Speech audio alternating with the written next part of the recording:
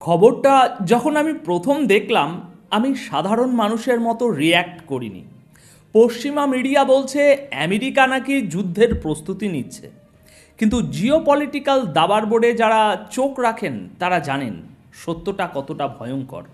গত 48 ঘন্টায় রাতের অন্ধকারে চুপি চুপি আমেরিকা তাদের মধ্যপ্রাচ্যের সবচেয়ে বড় দুই সামরিক ঘাঁটি কাতারের আল উদেদ এবং বাহরাইন থেকে নিজেদের সৈন্য এবং ফাইটার জেট সরিয়ে নিচ্ছে। পশ্চিমা মিডিয়া এটাকে বলছে টেকনিক্যাল রিপোজিশনিং, কিন্তু আমি বলি এর আসল নাম ভয়। হ্যাঁ, পৃথিবীর তথাকথিত সুপার পাওয়ার আজ পালাতে বাধ্য হচ্ছে, কারণ তারা বুঝতে পেরেছে আগামী 10 দিনের মধ্যে তারা যদি ইরানে প্রথম হামলাটা করে, তবে সেটা আমেরিকার ইতিহাসে সবচেয়ে বড় আত্মঘাতী সিদ্ধান্ত হতে যাচ্ছে। এমন এক ফাঁদ তৈরি করা হয়েছে যেখান থেকে ফিরে আসার কোনো রাস্তা ট্রাম্পের নেই। দর্শক, আজকের ভিডিওতে আমরা শুধু খবর পড়ব না, আমরা পশ্চিমা ভণ্ডামির মুখোশ টেনে ছিঁড়ব এবং দেখব কিভাবে চীন, রাশিয়া এবং ইরান আমেরিকাকে এমন এক গোলক ধাঁধায় ফেলেছে যার শেষ পরিণতি হতে পারে আমেরিকান সাম্রাজ্যের পতন। আজকের এই অ্যানালিসিসে আমরা মূলত 4টি পয়েন্টের গভীরে যাব। প্রথমত, কেন আমেরিকা হঠাৎ করে কাতার আর বাহরাইন থেকে পালাচ্ছে, এর পেছনের সেই স্যাটেলাইট ইমেজের রহস্য কী। দ্বিতীয়ত, ডোনাল্ড ট্রাম্পের চরম হতাশা, কেন তিনি একদিকে যুদ্ধের হুমকি দিচ্ছেন আবার অন্যদিকে ইরানের কাছে কার্যত ভিক্ষে বা ডিল ভিক্ষে বা চুক্তির ভিক্ষে চাইছেন। এবং সবশেষে আমরা দেখব ইউএসএস জর্জ বুশ নামের যে নিউক্লিয়ার এয়ারক্রাফট ক্যারিয়ারের জন্য আমেরিকা অপেক্ষা করছে, সেটা কিভাবে তাদের জন্য একটা ভাসমান কফিনে পরিণত হতে পারে। আজ 22শে ফেব্রুয়ারি রবিবার দুপুর 2টোয় এই খবর পড়ছি। চলুন শুরু করা যাক আজকের সবচেয়ে বড় খবরটি দিয়ে। দর্শক, গত 9ই ফেব্রুয়ারি থেকে 19শে ফেব্রুয়ারির স্যাটেলাইট ইমেজগুলো যদি আপনারা দেখেন, একটা অদ্ভুত জিনিস খেয়াল করবেন। কাতারের যে আল উদিদ এয়ারবেস, যেখানে 13,000 আমেরিকান সৈন্য থাকে, আর বাহরাইনের ঘাঁটি যেখানে 7,000 সৈন্য থাকে, সেই ঘাঁটিগুলোর রানওয়ে হঠাৎ ফাঁকা হতে শুরু করেছে। মানে রেড স্পটগুলো, মানে ফাইটার জেটগুলো গায়েব হয়ে যাচ্ছে। সেগুলো জর্ডান, সাইপ্রাস বা ইউরোপের দিকে সরিয়ে নেওয়া হচ্ছে। এখন সাধারণ দর্শক ভাববে, ওহো, আমেরিকা মনে হয় অন্য দিক থেকে বড় কোনো হামলার প্ল্যান করছে তাহলে।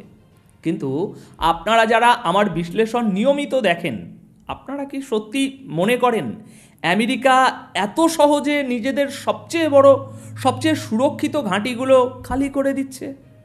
না, এর পেছনে রয়েছে একটা চরম আতঙ্ক। আমেরিকা খুব ভালো করেই জানে, তারা যদি ইরানের উপর একটা সিঙ্গেল মিসাইলও ফায়ার করে, তবে আয়াতুল্লাহ খামেনি এবং ইরানের আর্মি চিফ আব্দুল রহিম মুসাভির সেই 48 ঘন্টার আলটিমেটাম অ্যাক্টিভ হয়ে যাবে। মধ্যপ্রাচ্যে আমেরিকার 19টি সামরিক ঘাঁটি রয়েছে, আর এই 19টি ঘাঁটি ইরানের হাইপারসনিক এবং ব্যালিস্টিক মিসাইলের একদম নিখুঁত নিশানা, পয়েন্ট ব্ল্যাঙ্ক রেঞ্জের মধ্যে বসে আছে। পশ্চিমা বিশ্ব সবসময় একটা ন্যারেটিভ বিক্রি করে যে আমরা যেখানে যাই আমরাই রাজা, কিন্তু আজ বাস্তবতা হলো তারা এমন একটা শত্রুর মুখোমুখি হয়েছে যারা তাদের চোখের দিকে তাকিয়ে বলছে, তোমরা হামলা করে দেখো, আমরা তোমাদের ঘাঁটিগুলোকে গেরস্থানে পরিণত করব। এবং আমেরিকা সেই ভয়েই পিছিয়ে যাচ্ছে। তবে এখানে একটা বড় প্রশ্ন আসে, আমেরিকা তো এর আগেও অনেক যুদ্ধ করেছে, ইরাকে করেছে, আফগানিস্তানে করেছে, তখন তো তারা এভাবে গুটিয়ে যায়নি ভাই। তাহলে এখন কেন? কি পাল্টেছে সমীকরণে? দর্শক, খেলাটা কিন্তু এখানেই ঘুরে গেছে, এবং এই ঘোরানোর পিছনের কারিগর হলো চীন। খবর বেরিয়েছে আমেরিকার প্রতিটি ফৌজি মুভমেন্ট, প্রতিটি ফাইটার জেটের অবস্থান, তাদের এয়ার ডিফেন্স সিস্টেম কোথায় বসানো হচ্ছে, এর প্রতিটি ডেটা, লাইভ স্যাটেলাইট ইমেজ চীন সরাসরি তুলে দিচ্ছে ইরানের হাতে। মানে কল্পনা করুন ব্যাপারটা, আমেরিকা অন্ধকারে বসে আছে আর ইরান নাইট ভিশন গগলস পরে তাদের দেখছে। একটা সময় ছিল যখন আমেরিকার স্যাটেলাইট প্রযুক্তি ছিল অপ্রতিরোধ্য। তারা চাইলেই যে কোনো দেশের উপর সারপ্রাইজ অ্যাটাক করতে পারত। কিন্তু আজ চীন তাদের সেই অহংকার মাটিতে মিশিয়ে দিয়েছে। বেইজিংয়ের নির্দেশ একদম পরিষ্কার, আমেরিকাকে এই অঞ্চলে কোনোভাবেই সেটেল হতে দেওয়া যাবে না। চীন জানে এই যুদ্ধে যদি আমেরিকা দুর্বল হয় তবে তাইওয়ান ইস্যুতে আমেরিকার আর কোনো জোর থাকবে না। তাই তারা ইরানকে শুধু লজিস্টিক সাপোর্ট দিচ্ছে না, তারা ইরানকে আমেরিকার ডিজিটাল ম্যাপ ধরিয়ে দিয়েছে। আমেরিকা এবং ইউরোপের এই মুহূর্তে সবচেয়ে বড় ক্ষোভ কার উপর জানেন? ইরানের উপর নয়, চীনের উপর। কারণ তারা বুঝতে পারছে তারা একটা ফাঁদে পা দিয়েছে, যেখানে স্নাইপার নিয়ে বসে আছে ইরান আর স্পটার হিসাবে কাজ করছে চীন। আমেরিকান সৈন্যরা যেখানেই যাচ্ছে, যে ঘাঁটিতেই লুকাচ্ছে, পরের দিন সকালেই তারা বুঝতে পারছে ইরানের র্যাডারে তারা লকড ইন হয়ে বসে আছে। এই যে মানসিক যুদ্ধ, সাইকোলজিক্যাল ওয়ারফেয়ার, এখানেই আমেরিকা অর্ধেক যুদ্ধ হেরে বসে আছে। এবার আসুন আমেরিকার অভ্যন্তরীণ রাজনীতির দিকে তাকাই। ডোনাল্ড ট্রাম্প হঠাৎ করে এত অ্যাগ্রেসিভ কেন হয়ে উঠলেন এত অ্যাগ্রেসিভ? কিছুদিন আগেও তো তিনি ডিপ্লোম্যাসি বা কূটনীতির কথা বলছিলেন। তাহলে হঠাৎ করে যে কোনো সময় হামলা হবে এই হুমকি কেন? দেখুন, মেন স্ট্রিম মিডিয়া বলবে ট্রাম্প খুব শক্তিশালী, কিন্তু আমি আপনাদের এর পেছনের দুর্বলতাটা দেখাচ্ছি। ট্রাম্প এই মুহূর্তে আমেরিকার ভিতরে চরম ফ্রাস্ট্রেশনের মধ্যে রয়েছেন। সুপ্রিম কোর্ট তার ইকোনমিক ট্যারিফ পলিসি আটকে দিয়েছে। মানে ইচ্ছে খুশি মতো যে কোনো দেশের উপরে তিনি ট্যারিফ লাগাচ্ছিলেন না, শুল্ক লাগাচ্ছিলেন না। তো আমেরিকার সুপ্রিম কোর্ট ট্রাম্পের সেই হাত কেটে দিয়েছে। ট্রাম্প চাইলেই এখন নিজের ইচ্ছে খুশি মতো যে কোনো দেশের উপর ট্যারিফ বা শুল্ক চাপাতে পারবে না। যে জজদের তিনি নিজে নিয়োগ দিয়েছিলেন তারাই তার বিরুদ্ধে যাচ্ছে। তার পুরো ইকোনমিক এজেন্ডা ভেস্তে যাচ্ছে। একজন পলিটিশিয়ান যখন দেশের ভিতরে কোণঠাসা হয়ে পড়ে তখন তার মনোযোগ ঘোরানোর জন্য ভাই একটা যুদ্ধ লাগে। ট্রাম্প আন্তর্জাতিক মিডিয়ায় এসে এমন একটা কথা বলেছেন যা প্রমাণ করে আমেরিকা আসলে কতটা ভয়ে আছে। ট্রাম্প বলেছেন ইরান আমাদের এমন একটা অফার দিক যা আমরা রিফিউজ করতে পারবো না। তারা তাদের নিউক্লিয়ার প্রোগ্রাম জিরো করে দিক আর সরকার পরিবর্তন আনুক, তাহলে আমরা হামলা করব না। আপনারা কি বুঝতে পারছেন এটা কিসের লক্ষণ? এটা কোনো পরাশক্তির হুমকি নয়, এটা হলো সম্মান বাঁচিয়ে পালানোর একটা রাস্তা খোঁজা।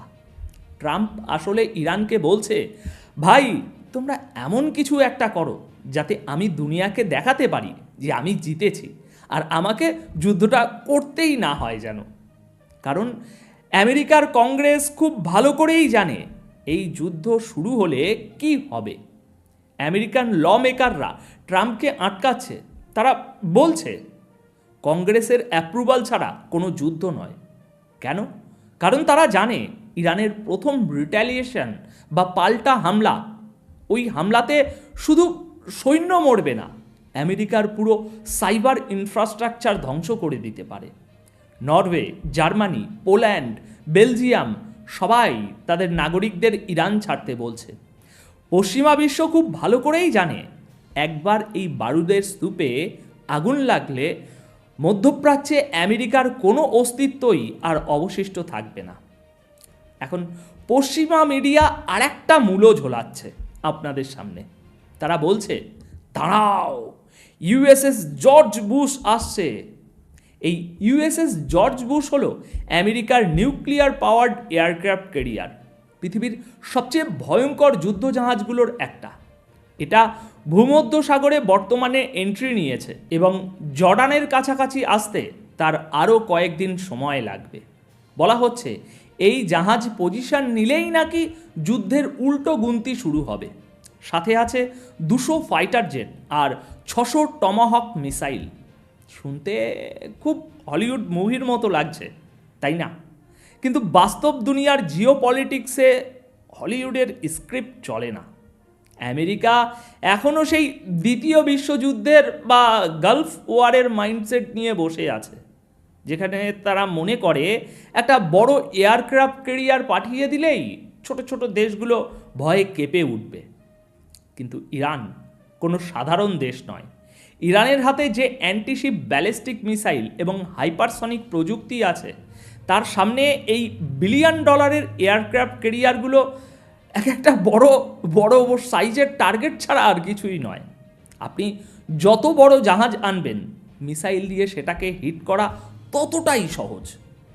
আমেরিকা যদি ভাবে যে তারা তাদের কেরিয়ার থেকে 600 মিসাইল ছুড়বে আর ইরান চুপ করে বসে থাকবে, তবে তারা বোকার স্বর্গে বাস করছে।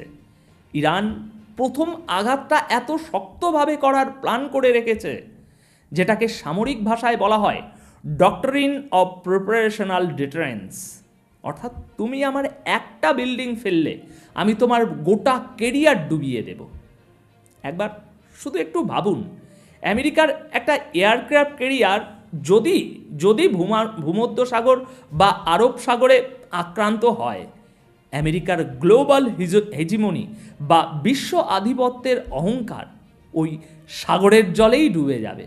আর ঠিক এই ভয়টাই ট্রাম্পকে রাতে ঘুমাতে দিচ্ছে না। আপনারা যারা ভাবছেন এটা শুধু কয়েকটা মিসাইল আর ড্রোন হামলার যুদ্ধ, তাদের আমি একটু বড় ক্যানভাসটা দেখাতে চাই। রাশিয়া, চীন এবং ইরান, এই তিন শক্তি আসলে কি চাইছে? তারা কি শুধু আমেরিকাকে মধ্যপ্রাচ্য থেকে তাড়াতে চাইছে? না, তাদের লক্ষ্য আরও অনেক বড়। তাদের লক্ষ্য আমেরিকার হার্টলাইন পেট্রো ডলার। চীন এবং রাশিয়া এই সুযোগের অপেক্ষাতেই বসে আছে। মধ্যপ্রাচ্যে যদি একটা ফুল স্কেল যুদ্ধ শুরু হয়, প্রথম যে জিনিসটা হবে তা হলো তেলের দাম রকেটের বেগে আকাশে উঠবে, গ্লোবাল সাপ্লাই চেন ভেঙে পড়বে, সোনার দাম আকাশ ছোঁবে, আর আমেরিকার ইকোনমি যা এমনিতেই ইনফ্লেশন আর ঋণের দায়ে জর্জরিত, সেটা তাসের ঘরের মতো তখন ভেঙে পড়তে শুরু করবে। চীন ঠিক এটাই চায়। তারা চায় আমেরিকা এমন একটা যুদ্ধে জড়াক যা তাদের অর্থনীতিকে এমনভাবে পঙ্গু করে দেবে যে 100 বছর উঠতে পারবে না। ঠিক যেমনটা হয়েছিল সোভিয়েত ইউনিয়নের সাথে আফগানিস্তানে। আমেরিকা সোভিয়েত ইউনিয়নকে ভাঙার জন্য যে কৌশল ব্যবহার করেছিল, আজ চীন এবং রাশিয়া সেই একই কৌশল আমেরিকার উপর প্রয়োগ করছে। তারা আমেরিকাকে উস্কে দিচ্ছে বিলিয়ন বিলিয়ন ডলার এই যুদ্ধে পোড়াতে। যেদিন আমেরিকার অর্থনীতি কোল্যাপস করবে, সেদিন চীনের ইউয়ান বা ব্রিক্স কারেন্সি গ্লোবাল লিডার হয়ে উঠবে। আর মুসলিম দেশগুলোর কথা কি বলবো? ট্রাম্প হয়তো সৌদি আরব বা অন্যান্য আরব দেশগুলোকে চাপ দেবে তাদের ঘাঁটি ব্যবহার করতে দেওয়ার জন্য, কিন্তু আরব দেশগুলোও এখন গ্লোবাল শিফট বুঝতে পারছে। তারা সরাসরি আমেরিকাকে না করে দিয়েছে, সে তো আপনারা জানেন। তারা জানে আমেরিকার দিন শেষ হয়ে আসছে, ডুবন্ত নৌকায় কেউ পা রাখতে চায় না। সুতরাং দর্শক, সব সমীকরণ মিলিয়ে আমরা ঠিক এমন একটা সন্ধিক্ষণে দাঁড়িয়ে আছি যা বলতে পারেন আগামী 100 বছরের ইতিহাস লিখতে যাচ্ছে। আমেরিকা যদি হামলা করে, তবে তারা এমন এক যুদ্ধে জড়াবে যেখান থেকে জেতার কোনো সুযোগ তাদের নেই।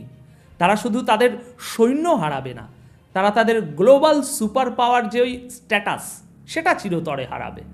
আর যদি তারা হামলা না করে চুপচাপ পিছিয়ে যায়, তাহলেও প্রমাণ হয়ে যাবে যে আমেরিকার হুমকিতে এখন আর কেউ ভয় পায় না। মানে দুদিক থেকেই চেকমেট। পশ্চিমা মিডিয়া যতই প্রপাগ্যান্ডা ছড়াক, সত্য হলো আমেরিকা আজ ফাঁদে পড়েছে। তারা নিজেদের পাতা জালেই আজ আটকে গেছে। অহংকার আর ভণ্ডামির পতন কিছুটা এভাবেই হয়। এখন আপনারা কি মনে করেন, ট্রাম্প কি সত্যি এই আত্মঘাতী হামলা করার সাহস দেখাবেন, নাকি রাতের অন্ধকারে যেভাবে বর্তমানে এখন সেনা সরিয়ে নিচ্ছেন, সেভাবেই একদিন পুরো মধ্যপ্রাচ্য থেকে লেজ গুটিয়ে পালাবেন? আপনাদের মতামত অবশ্যই কমেন্ট সেকশানে জানাবেন। আপাতত এই পর্যন্তই। খুব শীঘ্রই দেখা হবে নতুন কোনো বিশ্লেষণ নিয়ে। ভালো থাকবেন, সতর্ক থাকবেন। ধন্যবাদ আপনাদের সকলকে।